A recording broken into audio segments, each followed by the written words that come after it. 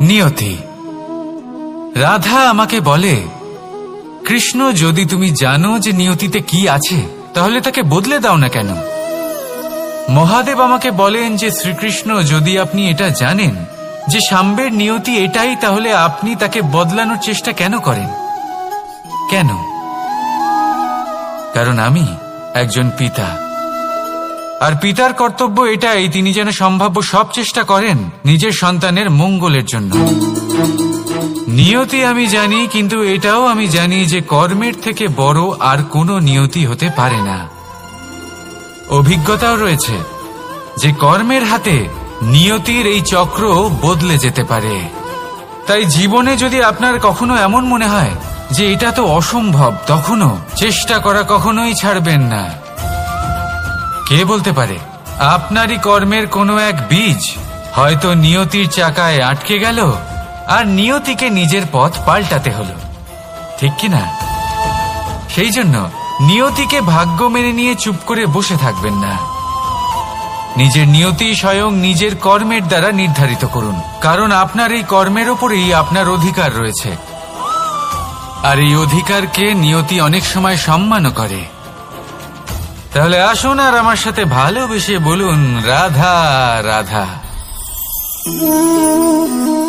শক্তি এক অত্যন্ত বিচিত্র বস্তু, বা বলতে পারেন অনুভূতি। পিতা সবসময় চান যেন তিনি তার শক্তি পুত্রকে সঁপে দিতে পারেন, যাতে সে শক্তিশালী হয়, যাতে তার মঙ্গল হয়।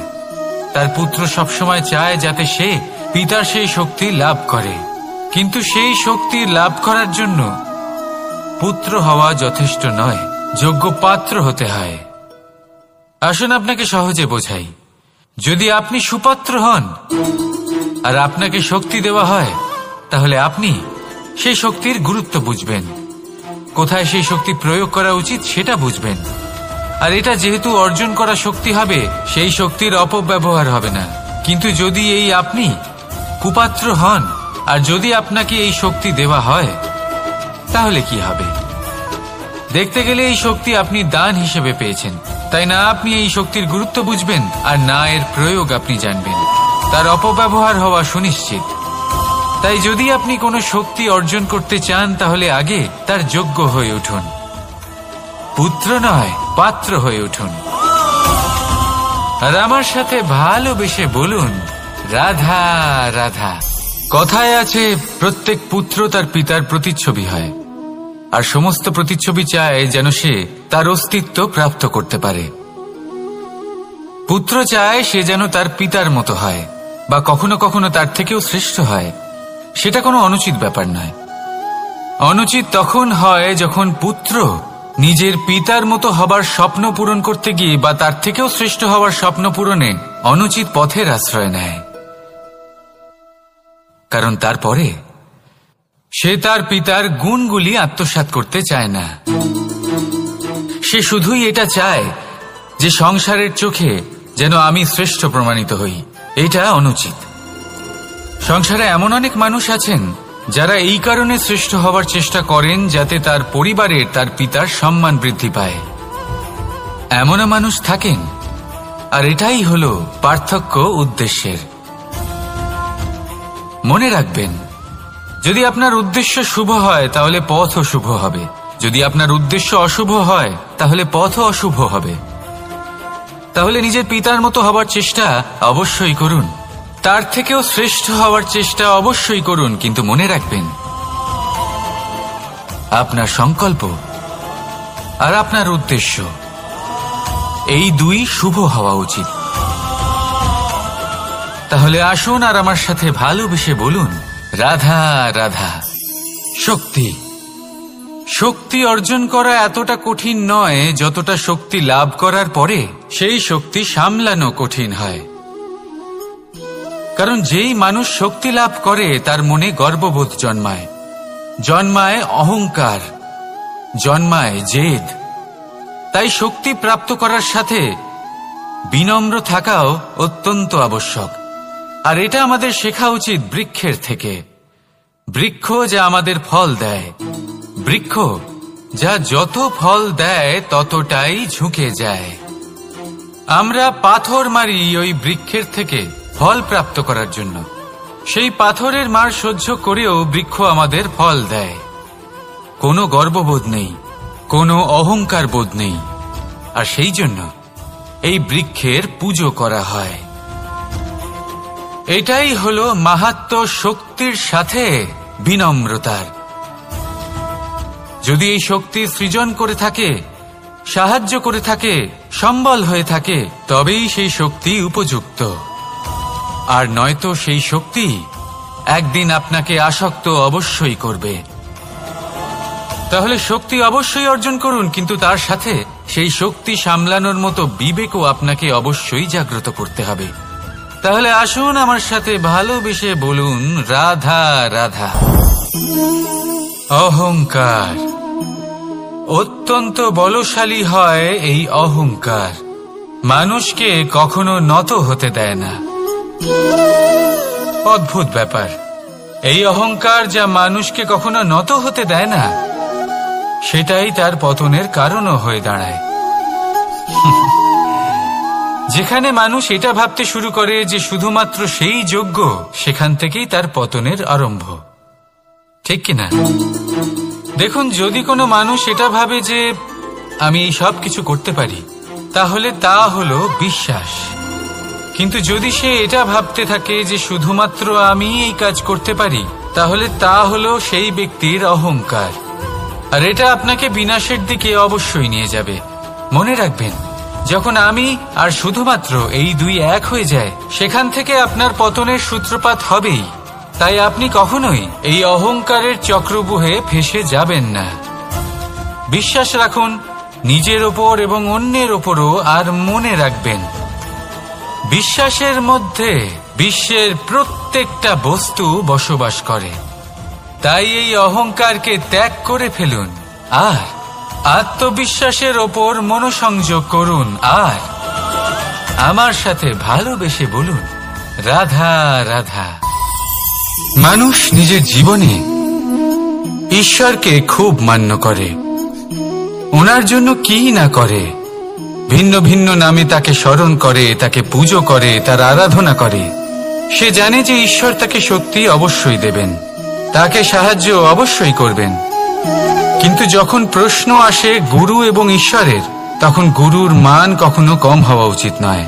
কারণ সত্যি বলতে কি, গুরুই হলেন সেই সিঁড়ি যা বেয়ে আপনি ঈশ্বরের কাছে পৌঁছানোর পথ খুঁজে পাবেন। সেই পথ আপনি গুরুর থেকেই পাবেন। গুরু না থাকলে আপনি কখনো ঈশ্বর লাভ করতেই পারবেন না। আর জীবনে অনেক সময় লক্ষ্যের থেকেও অনেক বেশি গুরুত্বপূর্ণ হলো পথ। তাই এই পথের সম্মান করতে শিখুন, অর্থাৎ গুরুকে সম্মান করতে শিখুন। কারণ গুরুই হলেন পরমেশ্বর। তাহলে আসুন আর আমার সাথে ভালোবেসে বলুন, রাধা রাধা। আপনার জীবনে আপনার প্রকৃত বন্ধু আসলে কে? আপনার সব থেকে শ্রেষ্ঠ মিত্র আসলে কে? তিনি যিনি সময় এলে পরে আপনাকে সাহায্য করেন, নাকি তিনি যিনি সময় এলে পরে আপনাকে অর্থ দেন? দেখুন, আমরা হলাম মানুষ, আমাদের জীবনে লেনদেন চলতেই থাকে। এটা আমাদের জীবনের অভিন্ন অংশ। কিন্তু অনেক সময় এমন হয় যে আমরা তাকেই নিজের প্রকৃত বন্ধু বলে মনে করি, যিনি আমাদের একটা বহুমূল্য উপহার দেন। ঠিক কিনা? এবার আপনার জীবনে সেই বহুমূল্য উপহার কোনটা, ওই অমূল্য মিত্র আসলে কে, সেই সিদ্ধান্ত হলো আপনার।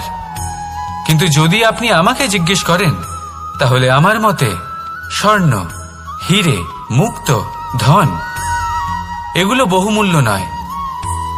বহুমূল্য হলো সঙ্গ, যখন আপনি একা হয়ে যাবেন, সময়, যখন আপনার তাকে প্রয়োজন হবে, সমর্পণ, যখন আপনার বিশ্বাসের প্রয়োজন পড়বে। যে মানুষ আপনার প্রতি এই 3 গুণ প্রদর্শন করেন, যিনি আপনার কঠিন সময়ে আপনাকে অবশ্যই সঙ্গ দেবেন, যখন আপনার প্রয়োজন পড়বে আপনাকে অবশ্যই সময় দেবেন, আপনার প্রতি সম্পূর্ণ সমর্পিত থাকবেন, সেই হলো আপনার আসল মিত্র, সেই হলো আপনার প্রকৃত বন্ধু। কারণ সত্যি বললে, বন্ধুত্বের অর্থই হলো নিজেকে সম্পূর্ণরূপে কারোর কাছে সমর্পণ করে দেওয়া। তাই আপনার সেই বন্ধুর জন্য নিজের প্রাণ উজাড় করে দিন আর ভালোবেসে বলুন, রাধা রাধা। মানুষ জীবনে 3টে কাজ অবশ্যই করে থাকে, কিছু দান করে, কিছু গ্রহণ করে, আর কিছু ত্যাগ করে দেয়। এটাও ভাবতে থাকে যে এটা করলে কিভাবে করবে। দেবার জন্য পর্যাপ্ত ধন নেই, নেবার জন্য সংসারে অত স্নেহ নেই, আর ত্যাগ করার জন্য জীবনে এত সুখই নেই, তাহলে কিভাবে করবে? আসলে আমরা বস্তুগত চাহিদা অর্জনে এত ব্যস্ত হয়ে পড়ি যে আমরা বুঝতেই পারি না যে কি নেবার আছে, কি দেবার আছে, আর কি ত্যাগ করার আছে। তাহলে আজ আমি আপনাকে বলেই দিই, মনে রাখবেন এই 3টে গুরুত্বপূর্ণ গুণ, 3টে গুরুত্বপূর্ণ কথা। দেবার জন্য আছে দান, নেবার মতো আছে জ্ঞান, আর ত্যাগ করার মতো আছে অহংকার। যখন আপনি দান করতে শিখে যাবেন, জ্ঞান অর্জন করার শক্তি আপনা থেকেই আপনার মধ্যে চলে আসবে। আর যখন এই জ্ঞান আপনার মধ্যে প্রবেশ করবে, অহংকার আপনা থেকেই আপনার থেকে দূরে চলে যাবে। যে ব্যক্তি এই 3-এর মধ্যে ভারসাম্য বজায় রাখতে পারে, তার বর্তমান, ভূত, ভবিষ্যৎ, লোক, পরলোক সবকিছু শুধরে যায়। যেই দিন আপনি দান করতে শিখে যাবেন, জ্ঞান আহরণ করতে শিখে যাবেন, অভিমান ত্যাগ করতে শিখে যাবেন, আপনার সর্বশক্তিশালী, সর্বশক্তিমান পরমেশ্বরেরও প্রয়োজন পড়বে না। কারণ তখন ঈশ্বর আপনার মধ্যেই বাস করবেন। তাহলে আসুন আর আমার সাথে ভালোবেসে বলুন, রাধা রাধা। জীবনে অনেক সময় সমস্যা আমাদের চারদিক থেকে ঘিরে ফেলে। এই সমস্যা নানান ধরনের হতে পারে। আর্থিক সমস্যা হতে পারে, পারিবারিক সমস্যা হতে পারে, কোনো সম্পর্ক নিয়ে সমস্যা হতে পারে, কখনো কোনো দৈনিক সমস্যা হতে পারে, কখনো কোনো দ্বন্দ্ব হতে পারে, অনেক সমস্যা হতে পারে। কিন্তু যখনই কোনো সমস্যা আসে, আমাদের মনে তার জন্য একটা উত্তর অবশ্যই থেকে থাকে, যা আমাদের অন্তরে রয়েছে। একে আমরা বলি আত্মা। আত্মা হলো পরমাত্মারই রূপ, আর পরমাত্মা তা কখনোই কিছু অনুচিত চাইবে না। তাই তো এই আত্মা খুব ভালো করে জানে যে কোনটা উচিত আর কোনটা অনুচিত। যদি আসল বিষয়ের কথা বলি, তাহলে আপনাকে নিজের মনকে বুঝতে হবে। কারণ আত্মা তো পরমাত্মা থেকেই আসে, কিন্তু এই মন মানুষ জন্ম থেকেই প্রাপ্ত করে, যার বিকাশ হয় এই সংসারকে দেখে।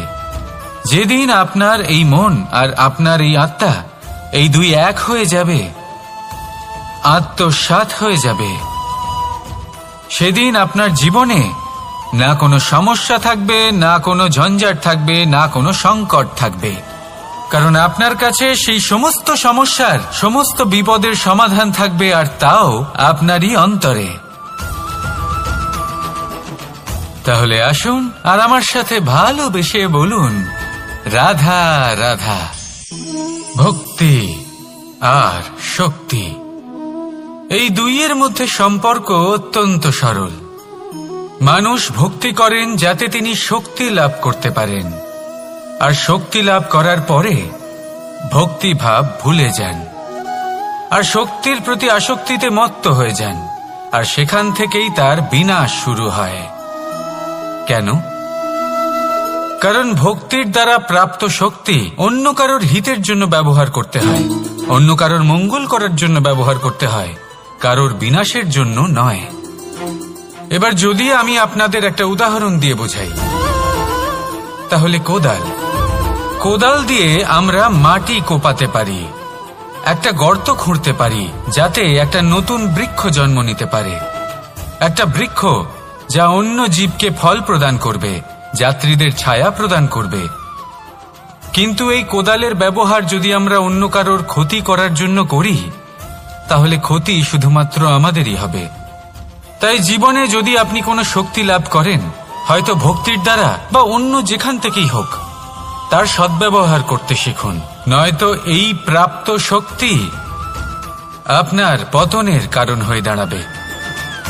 তাহলে আসুন আমার সাথে ভালোবেসে বলুন, রাধা রাধা।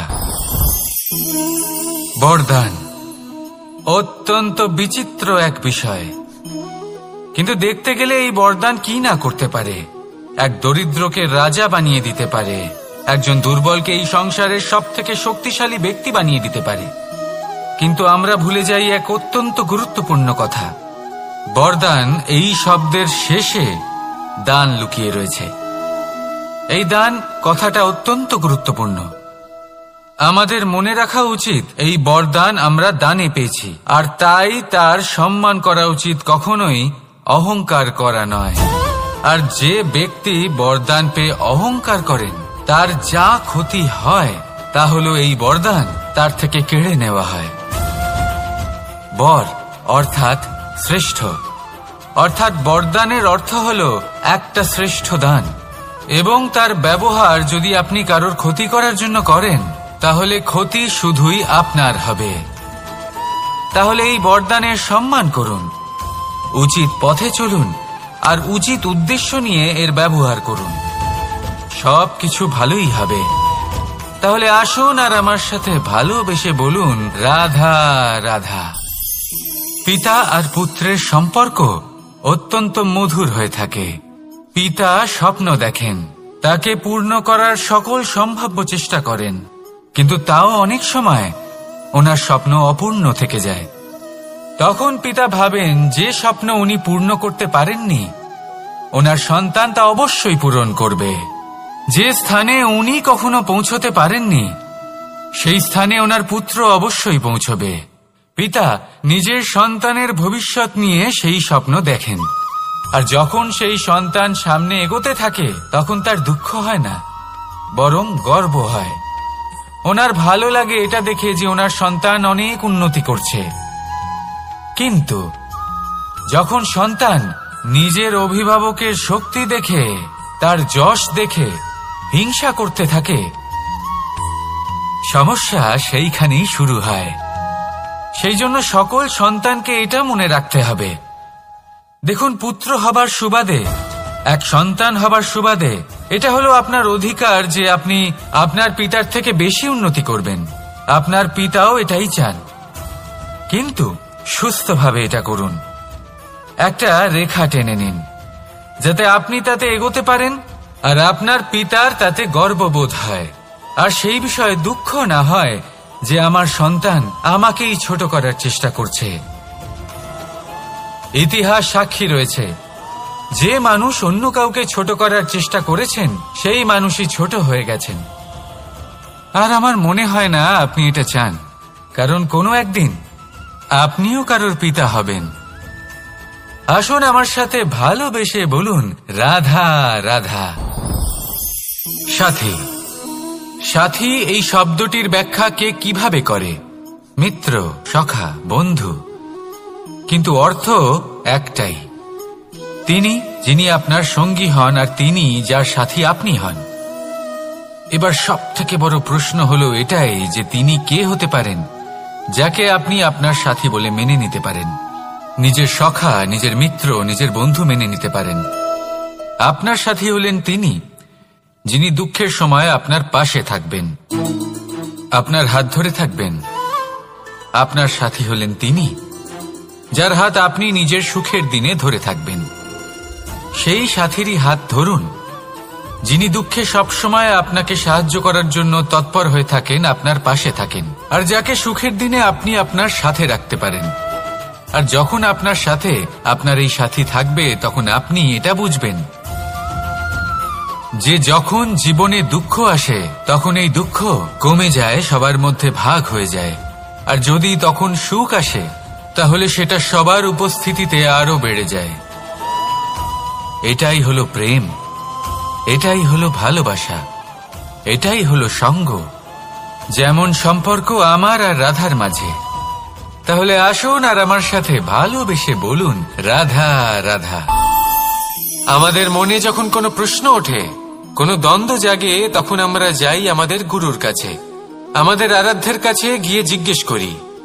এইভাবেই একদিন আমি পৌঁছলাম আমার আরাধ্যের কাছে, আমার মহাদেবের কাছে, আর ওনাকে প্রশ্ন করলাম যে মহাদেব, জীবনে আনন্দ পাওয়ার, উৎসব পালনের, প্রেম ভাগ করে নেবার, জীবনকে উপভোগ করে নেওয়ার সর্বশ্রেষ্ঠ সময় কোনটা? মহাদেব হাসলেন আর উনি বললেন, জীবনে উৎসব পালনের সবথেকে শ্রেষ্ঠ দিন হল মৃত্যুর ঠিক আগের দিনটা। প্রেম ভাগ করে নেওয়ার সবথেকে শ্রেষ্ঠ মুহূর্ত হল মৃত্যুর ঠিক আগের মুহূর্ত। জীবনকে উপভোগ করে নেওয়ার সর্বশ্রেষ্ঠ প্রহর হল মৃত্যুর এক প্রহর পূর্বে। তখন আমি চমকে গেলাম। আমি বললাম, কিন্তু মহাদেব, মৃত্যু তো অনিশ্চিত, আমরা জানিও না কবে আমাদের মৃত্যু হবে। মহাদেব আবার হাসলেন। উনি বললেন যে যদি আমরা এভাবে জীবন কাটাই যে আমরা জীবনের প্রত্যেক দিন, প্রত্যেক মুহূর্ত, প্রত্যেক প্রহর শেষ বলে মনে করি, তাহলে আমাদের সমস্ত জীবন আনন্দের সাথেই অতিবাহিত হবে। কি বলেন? তাহলে আপনিও এই কথা মনে রাখুন আর আমার সাথে ভালোবেসে বলুন, রাধা রাধা। জীবনে অগ্রসর হওয়ার জন্য আমাদের কাকে প্রয়োজন হয়? মাতা পিতা, বন্ধু, প্রেম, সাহায্য, অর্থ, পরিশ্রম, আশা। ভিন্ন ভিন্ন মানুষ ভিন্ন ভিন্ন বিকল্প চয়ন করে। যদি আমি আপনাকে বলি, তাহলে জয় আর পরাজয়ের মন্ত্র দুটো শব্দের উপর নির্ভর করে, মেনে নেওয়া আর দৃঢ় হওয়া। যদি মেনে নেন তাহলে হেরে যাবেন, যদি দৃঢ় হন তাহলে নিশ্চিত রূপে জয়ী হবেন। যদি কখনো আপনি ক্লান্ত হয়ে ওঠেন, আপনি দুঃখী হন, পুরোপুরি ভেঙে পড়েছেন, তখন মেনে নেবেন না যে আপনি ভেঙে পড়েছেন, নয়তো হেরে যাবেন। তখন উল্টে স্থির করবেন যে যাই হয়ে যাক না কেন, আমি জয়ী হবই। আর আপনি দেখবেন যে জয় নিশ্চিত রূপে আপনার কাছেই আসবে। তাহলে এই কথা মনে রাখবেন আর আমার সাথে ভালোবেসে বলবেন, রাধা রাধা। সময়, জীবন, কাল। দেখতে গেলে এই তিনটি শব্দ একটি শব্দেরই সমার্থক শব্দ মনে হয়, কিন্তু এই শব্দগুলির অর্থ কি সমান? কখনোই নয়। হ্যাঁ, এই সময় চলতে থাকে, জীবন চলতে থাকে, কালচক্র চলতে থাকে। এই সময় কেটে যায়, কিন্তু এই জীবন, একে যাপন করতে হয়। কি বলেন? এই জীবনে কিছু করুন বা কিছু না করুন, জীবন এমনি কেটে যাবে, আপনি জানতেও পারবেন না। কিন্তু সেটা আমাদের উদ্দেশ্য নয়, একে যাপন করতে হবে। এই জীবনে প্রেরণা পেতে শিখুন, প্রেরণা দিতে শিখুন, আহ্বান গ্রহণ করতে শিখুন, আহ্বান জানাতে শিখুন, মহান কাজ করতে শিখুন, ধন্যাত্মক বোধ জাগিয়ে তুলুন। জীবন অতিবাহিত করার অর্থ কি তা আপনি শিখে যাবেন। কারণ সময় কেটে যায়, সমস্ত যুগ কেটে যায়, কিন্তু জীবনের রীতি জীবন কাটিয়ে দেওয়া নয়, জীবন যাপন করা। এই জীবন সম্পূর্ণরূপে অনুভব করতে হবে, নতুন পথ বানাতে হবে। এবারে যদি এই জীবন বাঁচার সময় একবার ভেবে দেখুন, যদি মনে প্রেম থাকে, সদ্ভাবনা থাকে, তাহলে কি হবে? এই জীবনকে বাঁচার অনুভূতিটাই অন্যরকম হয়ে যাবে, একটা আনন্দময় অনুভূতি লাভ করবেন। তাহলে এটাই করুন আর আমার সাথে ভালোবেসে বলুন, রাধা রাধা। আপনি কি কখনো কোনো জলের ধারা দেখেছেন? তার সামনে যতই মাটি থাকুক না কেন, যতই কাদা থাকুক না কেন, যখন এই জলের ধারা বইতে আরম্ভ করে দেয়, তখন এই কাদাকে নিজেই ধুয়ে নিয়ে যায়। ওই কাদাকে ধুয়ে দেয় এবং নিজের পথ নিজেই তৈরি করে নেয়। তাহলে আপনিও এরকম জলের মতো হয়ে উঠুন। যদি হয়ে উঠতে পারেন, তাহলে নিজের মনের, নিজের ভাবনার, নিজের জীবনের যত অনাবশ্যক তত্ত্ব আছে, অনুপযোগী অংশ রয়েছে, অর্থাৎ অপরিষ্কার অংশ রয়েছে, তা নিজে থেকেই নির্মল হয়ে উঠবে। আর যেরকম জলের ধারা কখনো থেমে থাকে না, সব সময় বয়ে চলে, সেইভাবে আপনিও কখনোই থামবেন না। সবসময় বয়ে চলুন, এগোতে থাকুন। পথে যদি অনেক বিপদ আসে, সমস্যা আসে, থামবেন না, তার উপর নিরন্তর প্রহার করুন, নিরন্তর প্রয়াস করুন আর অগ্রসর হন। আপনি ভেবে দেখুন, এই জলের ধারা কখনো থেমে থাকে না, সবসময় বয়ে চলে, বিপদের সম্মুখীন হয়ে তাকে সাথে বয়ে নিয়ে চলে। সেই জন্য জলের ধারা, প্রবাহমান এই ধারা, এর থেকে কখনো দুর্গন্ধ আসে না, এতে কখনো ময়লা জমতে পারে না, বরং পালিত হয় সুন্দর প্রাণবন্ত জীবজন্তু, যেমন সুন্দর ছোট মাছ। তাই আপনিও এটাই করুন, কখনো থামবেন না, শুধু চলতে থাকুন, জলের ধারার মতো বইতে থাকুন। আপনি আপনার লক্ষ্য অবশ্যই খুঁজে পাবেন, আর তার সাথে নিজের অন্তরের যে মালিন্য রয়েছে তা আপনি নিজেই নিজের থেকে দূরে করে দেবেন। তাহলে আসুন আর আমার সাথে ভালোবেসে বলুন, রাধা রাধা। এবার অনেক সময় মানুষের মনে এরকম প্রশ্ন আসে যে এই সংসারে সবথেকে বড় বিপদ কি? কেউ বলে ধর্ম সংকট, আবার কেউ বলে প্রাণের উপর আসা সংকট। প্রত্যেক মানুষের জীবনে বিভিন্ন সংকট আসে, আর এই সমস্ত সংকট অত্যন্ত বিচিত্র হতে পারে। এই সমস্ত সংসার হলো সংকট দ্বারা পরিপূর্ণ। ঠিক আছে, আপনাকে একটা উদাহরণ দিই। একজন ধনী ব্যক্তি, এবার ওনার জীবনে সংকট কি হতে পারে? সংকট এটাই যে কেউ তার সম্পত্তি চুরি না করে নেয়, আমরা বুঝতে পারছি। এবার একজন চোর, তার জীবনে সংকট কি হতে পারে? যে চুরি করার সময় সে যদি তার একটা কাশি চাপতে না পারে, তাহলে সে ধরা পড়ে যেতে পারে, ঠিক কিনা? আবার অনেক সময় এমনও হয় যে যার জন্য আমি সংকট, সেও আমার কাছে সংকট। যেমন এই পরিস্থিতিতে দেখুন, সংকট হলো সংকট, এ তো জীবনে থাকবে, কিন্তু এর সম্মুখীন কিভাবে হওয়া যায়? খুব সরল, সব এটার ওপর নির্ভর করে, মনের ওপর। এই মনকে নিয়ন্ত্রণ করলে সব ঠিক থাকবে। এবার যদি ধনী ব্যক্তি মনকে নিয়ন্ত্রণ করে ফেলেন, নিজের অর্থের ব্যবহার শুভ কাজের জন্য, সমাজের সেবার জন্য বিকাশ করতে করেন, ওই অর্থকে একত্রিত করে না রাখেন, তাহলে চুরির সমস্যা, এই সংকট সেখানেই কেটে যাবে। এবার যদি কথা বলি সেই চোরের, তাহলে চোর যদি নিজের মনকে সংযত করে নেয়, যদি নিজের কর্মকে নিয়ন্ত্রণ করতে পারে, তাহলে এমন কোনো স্বর নেই যা ওকে ধরা পড়তে বাধ্য করবে। সেই জন্য জীবনে সংকট যতই আসুক, যত বড়ই সংকট আসুক না কেন, কবচ হলো একটাই, আর এই কবচের নাম হলো আত্মনিয়ন্ত্রণ। নিজের মনকে নিয়ন্ত্রণে রাখতে শিখুন। এটা নিজের জীবনে প্রয়োগ করে তো দেখুন।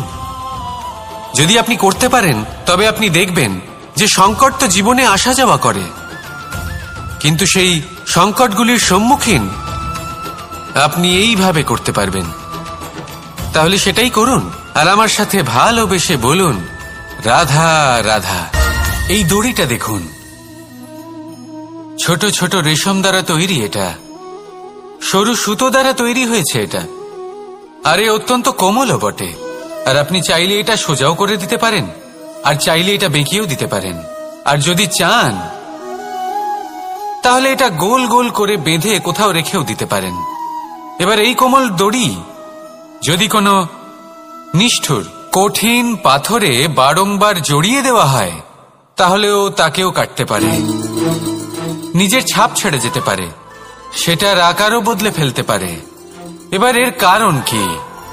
এর কারণ হলো অভ্যাস আর নিরন্তর প্রচেষ্টা। যদি আপনিও চেষ্টা করেন আর নিরন্তর কর্ম করে যান, তাহলে আপনার প্রারব্ধ পাথরের মতো কঠিনই হোক না কেন, তাতে ভাঙন ধরিয়েও আপনি নিজের লক্ষ্যে অবশ্যই পৌঁছতে পারবেন। একটা গুরুত্বপূর্ণ কথা মনে রাখবেন,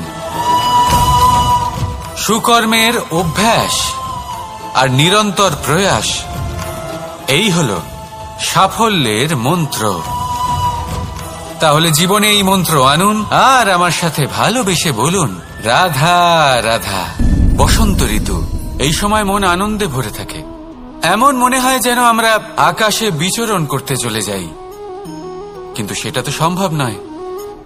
সেই জন্য হয়তো আমরা ঘুড়ি ওড়াই, এই ঘুড়িকে নিজেদের প্রতিরূপ মনে করে।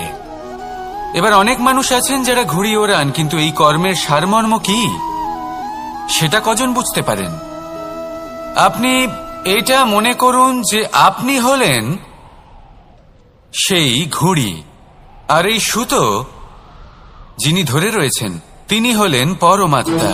আর এই সুতো যেখান থেকে শুরু হয় সেই লাটাই হল আমাদের কর্মচক্র।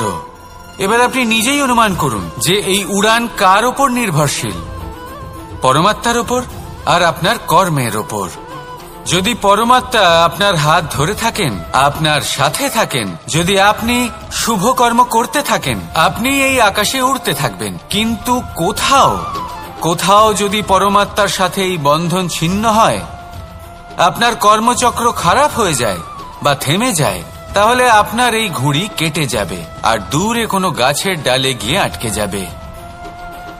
তাই শুধুমাত্র ঘুড়ি ওড়াবেন না, তার থেকে শিখুন, পরমাত্মার সাহচর্যে থাকুন, সবসময় শুভ কর্ম করতে থাকুন আর সবসময় এই আকাশে উড়তে থাকুন। আসুন আর আমার সাথে ভালোবেসে বলুন, রাধা রাধা।